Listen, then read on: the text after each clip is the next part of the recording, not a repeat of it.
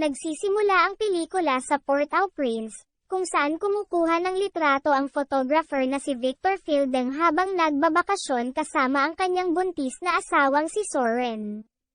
Nakipagkita siya sa isang voodoo priestess, na nagsasagawa ng isang ritual upang magbigay ng mga pagpapala sa anak ni Soren. Pagkatapos nito, bumalik siya kay Victor at nagmungkahi na maaari itong kumuha ng litrato habang pabalik siya sa hotel dahil nakakaramdam siya ng pagod. Habang siya ay nasa silid ng hotel, bigla siyang nakaramdam ng kakaiba at hindi nagtagal ay napagtanto niya na ito ay isang lindol. Agad niyang tinangka na lumikas sa gusali kasama ang iba pa. Si Victor, sa kabilang banda, ay nagmamadaling patungo sa hotel, ngunit pagdating niya sa loob, natuklasan niya na siya ay malubhang nasugatan sa ilalim ng mga nahuhulog na labi. Sa ospital, sinabihan ng isang doktor si Victor na ang mga pagtatangka na iligtas si Soren ay posibleng mapatay ang sanggol, kaya isa lang sa kanila ang mailigtas nila. Makalipas ang 13 taon, naninirahan na ngayon si Victor sa Georgia kasama ang kanyang anak na si Angela. Pinahahalagahan ni Angela ang mga larawan ng kanyang yumaong ina, at bago pumunta sa paaralan, humiling siya ng pahintulot ng kanyang ama na bisitahin ang bahay ng kanyang kaibigan na si Catherine pagkatapos ng mga klase. Habang papunta sa paaralan, kinastigo ni Victor si Angela dahil sa pagsusuot ng scarf na pag-aari ng kanyang ina. Sa panahon ng klase, nagpaplano sina Catherine at Angela kasama ang isa pang kaklase na si Deshana, na lumabas sa kakahuyan pagkatapos ng klase. Nakita namin si Victor na nakikipag-usap sa kanyang kaibigan at kapitbahay na si Butts. Sa kanilang pag-uusap, natuklasan namin na nawala ang pananampalataya ni Victor sa Diyos dahil sa pagkawala ni Soren.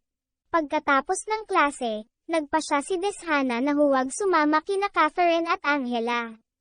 Dahil dito, ang dalawang batang babae ay nakipagsapalaran sa kakahuyan ng mag-isa na may planong makipag-ugnayan sa mga espiritu at humingi ng mga sagot sa kanilang mga tanong.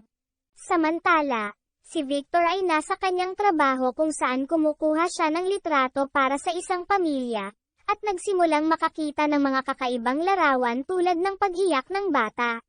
Pagbabalik kina Catherine at Angela, nagsasagawa sila ng isang ritual para kumonekta sa mga espiritu, na partikular na sinusubukan ni Angela na makipag-ugnayan sa espiritu ng kanyang ina. Dito, pinag-aaralan ni Victor ang mga larawang kuha niya noong araw, nang saglit na dumidilim ang ilaw sa kanyang opisina, at napagtanto niyang na-distort ang isa sa mga larawan sa kanyang laptop. Pagdating ni Victor sa bahay, napansin niyang hindi pa umuuwi si Angela mula sa bahay ni Catherine. Nag-aalala, sinubukan niyang tawagan siya, ngunit hindi maabot ang kanyang telepono. Pagkatapos ay tinawag niya ang ina ni Catherine na si Miranda, ngunit ipinaalam nito sa kanya na talagang dinalak ng mga batang babae na pumunta sa bahay ni Deshana. Dumating si Victor sa bahay ni Catherine, kung saan kinausap ni Miranda si Deshana, at ipinaalam sa kanila ni Deshana na nilayon ng mga babae na pumunta sa kakahuyan.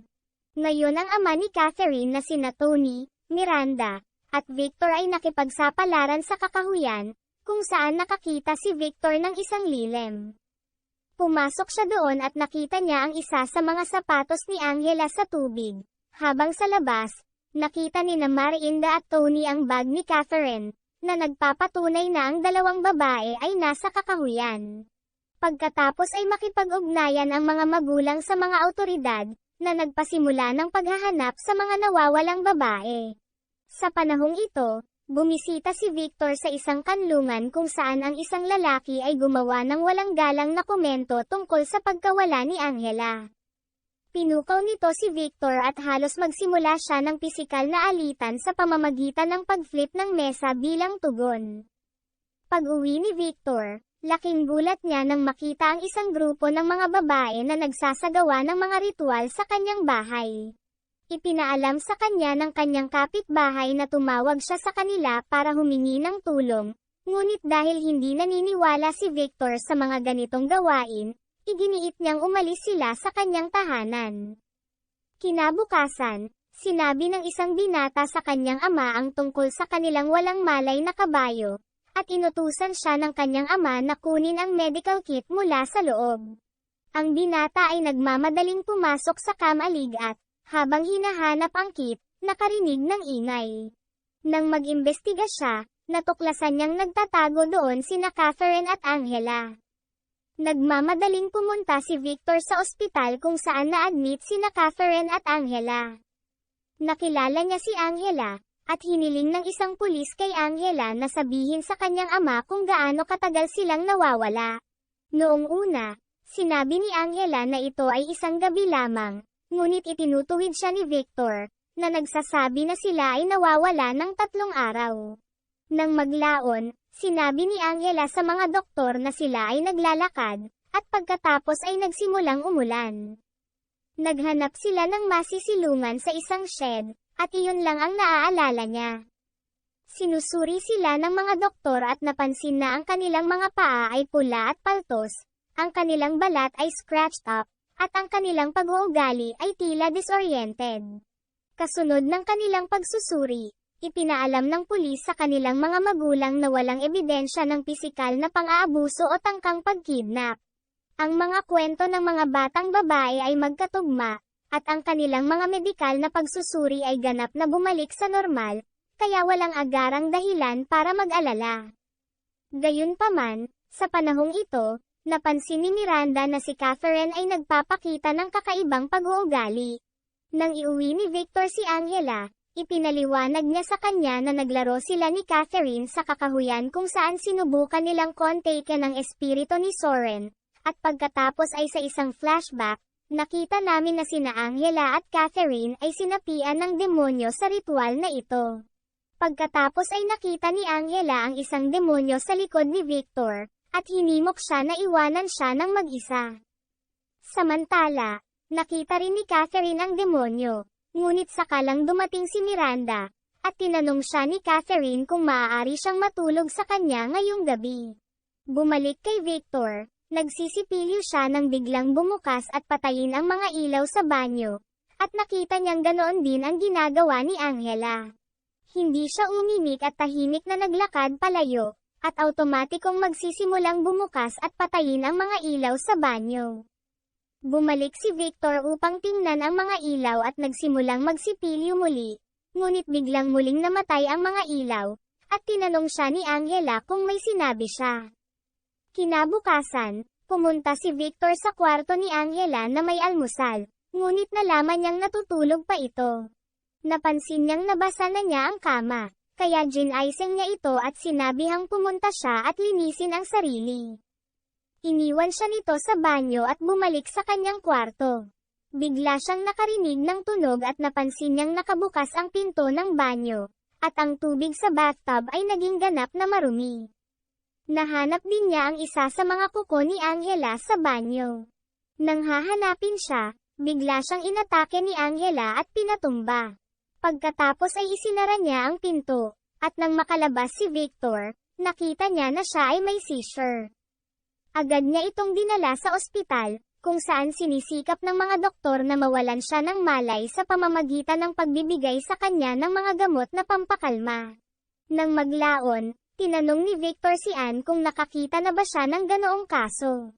Samantala, dinala ni na Miranda at Tony si Catherine at ang kanyang mga nakababatang kapatid sa kanilang Baptist Church. Habang nagpapasalamat ang pastor sa Diyos para sa pagbabalik ni Catherine, mukha siyang haggard at pagod na pagod. Pagkaraan ng ilang oras, lumabas si Catherine sa simbahan, at nang hanapin siya ni Tony, nalaman niyang itinapon niya ang pantry. Ngayon habang ginagawa ng kongregasyon ang kanilang komunyon, bumalik si Catherine na puno ng dugo at lahat ay nabigla nang makita siya. Naglalakad siya patungo kay pastor na paulit-ulit na sumisigaw ng, ang katawan at ang dugo, hanggang sa dumating ang kanyang mga magulang upang supulen siya. Pagkatapos nito, dinala nila siya sa ospital, kung saan nakilala nila si Victor, at naniniwala si Miranda na may ginawa sila sa kakahuyan na nagdulot sa kanila ng isang masamang espiritu. Sinabi niya na pagkatapos ng kamatayan, si Jesus ay nagpunta sa impyerno at doon itinatag niya ang kanyang awtoridad kay Satanas, at pagkatapos ng 3 araw ay bumalik siya, at ang kanilang mga anak na babae ay bumalik din pagkatapos ng 3 araw, ngunit hindi naniniwala si Victor sa mga bagay na ito. Sa kwarto ni Angela, pinuntahan siya ni Anne. Gayunpaman, nagsimulang magsalita si Angela tungkol sa kanyang nakaraan, na binanggit ang pangalan ng isang bata. Labis na nabalisa si Anne, at biglang nagsimulang damyugo ng husto si Angela mula sa ibaba, na nagpadagdag sa nakakabagabag na kapaligiran sa silid. Pagkatapos ng insidenteng ito, inilipat si Angela sa isang mental institute para sa kanyang kakaibang pag-uugali. Nang maglaon, binisita ni Anne si Victor at sinubukang bigyan siya ng aklat na maaaring magbigay ng mga sagot sa kanyang mga tanong. Gayunpaman, si Victor, na hindi naniniwala sa mga ganoong bagay, ay itinatakwil ito bilang mga ilusyon lamang na pinalaganap ng mga tao. Ipinagtapat ni Anne kay Victor ang tungkol sa kanyang nakaraan. Ibinunyag niya na siya ay nagsasanay upang maging madre hanggang sa siya ay nabuntis nang wala sa kasal at kinailangang magpalaglag. Binigyan siya ng kumbento ng bagong pangalan, Sister Mary Xavier, isang detalye na hindi pa niya ibinahagi sa iba, ngunit kahit papaano ay alam ito ni Angela.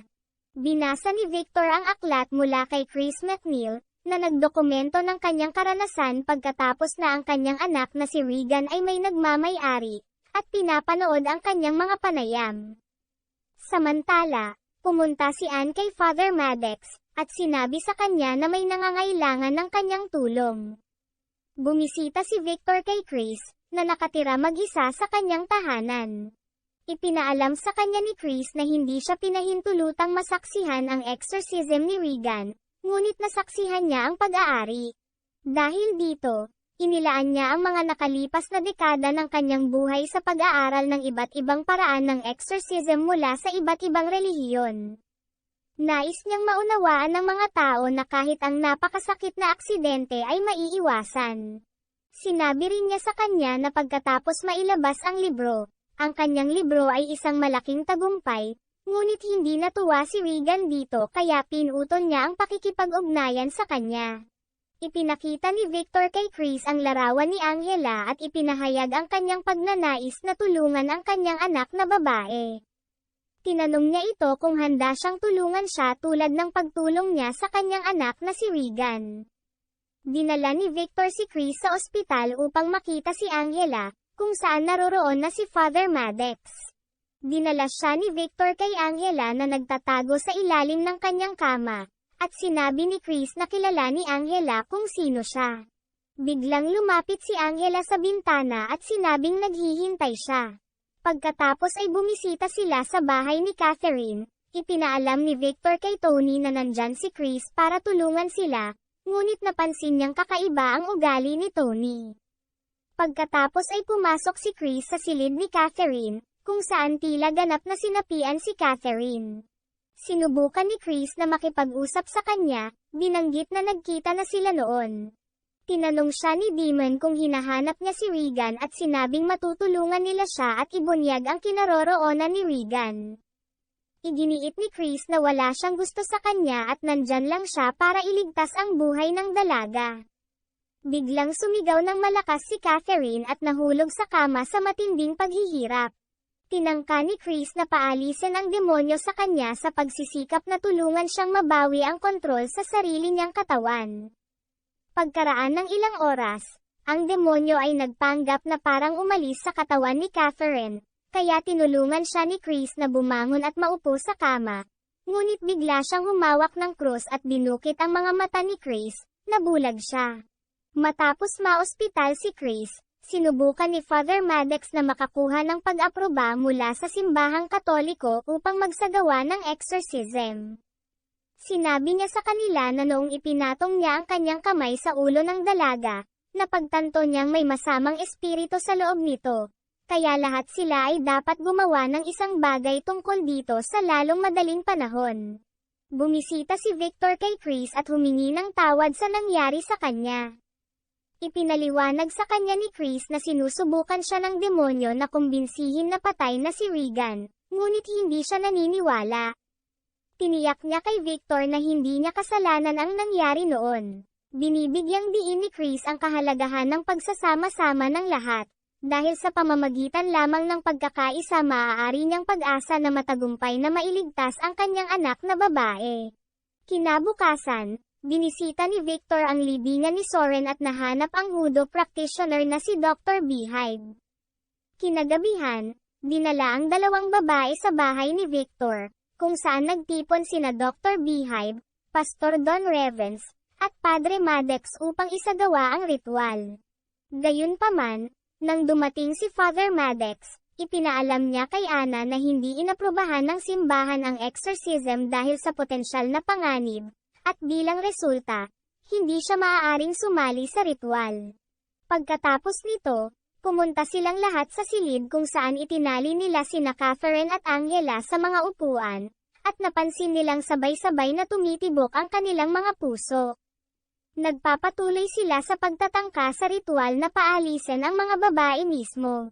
Binigyan sila ni Dr. Beehive ng mga anteng-anteng para sa proteksyon at pinayuhan silang huwag subukang hawakan ang mga bata kapag nagsimula na ang ritual. Habang sinisimulan ni Anne ang exorcism, nagsimulang ngumiti si Angela kay Victor. Pagkaraan ng ilang oras, habang tinatapos ni Anne ang kanyang mga panalangin, dinuraan ni Catherine ang kanyang mukha, at nagbabantang hinuhulaan na silang lahat ay mamamatay ngayong gabi. Pinasidhi ng demonyo ang pagsisikap nitong manipulahin ang kanilang isipan, na nagdulot ng kaguluhan at takot sa kanila. Sa kabila ng kanilang patuloy na pagbigkas ng mga panalangin, ang demonyo ay tila hindi natitinag at patuloy na pinahihirapan ang mga inaalihan na mga batang babae. Ang sitwasyon ay nagiging lalong katakot-takot dahil ang exorcism ay lumilitaw na may maliit na epekto sa masasamang nilalang. Sinimulan ni Dr. Beehive ang kanyang ritual sa pamamagitan ng pagbuhos ng banal na tubig kina Catherine at Angela. Habang ginagawa niya ito, may kakaibang lumabas sa bibig ni Catherine at bumagsak sa sahig. Ang parehong mga batang babae ay nagsimulang magkumbulsyon ng marahas, at ang usok ay nagsimulang lumabas mula sa bibig ni Angela. Gumagawa ng karagdagang pagkilos ang Beehive sa pamamagitan ng pagbuga ng isang bagay sa apoy, na naging sanhi ng pagkalat ng usok sa buong silid. Ang usok ay nilalamon ang demonyong usok at tinutupok ito sa loob ng apoy.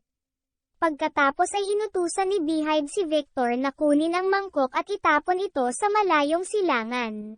Paglabas niya, napansin niya si Father Maddox na nakaupo sa kanyang sasakyan, nagdarasal. Nilapitan siya ni Victor at ipinaalam na handa na silang harapin ang kasamaan. Ngayon kapag bumalik si Victor sa bahay, ang demonyo, ay nagsasalita sa pamamagitan ni Angela, na inihayag na orihinal niyang pinili na iligtas si Soren sa halip na siya, at ang tunay na boses ni Angela ay lumabas upang sumigaw sa kanyang ama para sa desisyong iyon.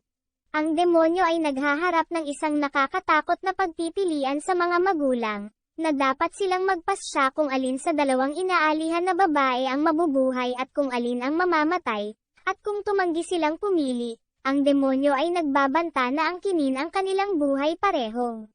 Pagkatapos lamang ay bumalik si Maddox pagkatapos ng karaniwang pagsasabi ng "screw it" sa simbahan, at nagsimula siyang magsagawa ng kanyang sariling exorcism. Sa ilang sandali, lahat sila ay nagsimulang mag-isip na ang kanilang mga anak na babae ay sa wakas ay maliligtas, ngunit pagkatapos ay pinaikot ng demonyo ang mga ulo ng mga babae, at kahit papaano ay nagiging sanhi ito ng sariling ulo ni Maddox na umikot ng 180 degrees bago siya bumagsak na patay. Noon lamang dumating doon si Maddox upang tulungan sila sa pamamagitan ng pagwawalang bahala sa mga reserbasyon ng simbahan, at nagbibigay ito sa kanila ng pag-asa na sa wakas ay maliligtas ang kanilang mga anak na babae. Sinimulan niya ang exorcism at mukhang gumagana ito. Gayunpaman, nagawa ng demonyo na paikutin ang ulo ng mga babae, at ang nakakagulat, naging sanhi ito ng pag-ikot ng ulo ni Maddox ng 180 degrees bago siya malungkot na bumagsak at namatay. Si Victor ay desperado na nagsisikap na maabot si Angela, nag-aalok ng taos-pusong paghingi ng tawad para sa kanyang mga nakaraang pagpipilian at kahit na ginamit ang scarf ni Soren para kumonekta sa totoong Angela na nakabaon sa loob. Ang monitor ay nagpapakita ng dalawang magkaibang tibok ng puso, na nagpapahiwatig ng isang potensyal na tagumpay. Samantala, ipinahayag ni Catherine ang kanyang takot sa kamatayan, at si Tony, na hindi makayanan ang panggigipit, ay nagpahayag na pinili niyang iligtas si Catherine. Biglang kumikislap ang mga ilaw sa kwarto, at bumangon si Angela sa kanyang upuan, naluluha sa ere. Sa nakakabagabag na sandaling ito, ang nakakagambala at nakakatakot na mga pangitain ay kumikislap sa harap ng kanilang mga mata. Pagkatapos ay niregurgitate ni Angela ang isang acidic na apdo sa kisame, at habang bumibilis ang tibok ng kanyang puso, bumagsak siya. Habang hawak ni Victor ang kanyang anak na babae at umiiyak, si Catherine ay lumitaw na buhay sa isang segundo bago ang kanyang ulo ay malata. Lumilitaw ang kanyang espiritu sa parehong lugar kung saan napunta ang mga babae sa kakahuyan, at hinayla ni Demon ang espiritu ni Catherine sa impyerno dahil ang napili ay ang piniling mamatay. Nagising si Angela habang si Miranda at Tony ay naiwang umiiyak sa katawan ni Catherine. Makalipas ang ilang sandali, bumalik si Angela sa kanyang normal na buhay at nagkaroon ng mas mabuting relasyon kay Victor. Naiwan sina Miranda at Tony na nagdadalamhati kay Catherine. Sa muling pagbisita ni Victor sa libingan ni Soren, nagbigay si Anne ng pahayag sa pulisya kung saan muling pinagtitibay niya ang kanyang pananampalataya. Sa wakas, narinig ni Chris na may bumibisita sa kanya sa ospital. It's Regan, coming to reunite with her mother. Maraming salamat po sa panonood.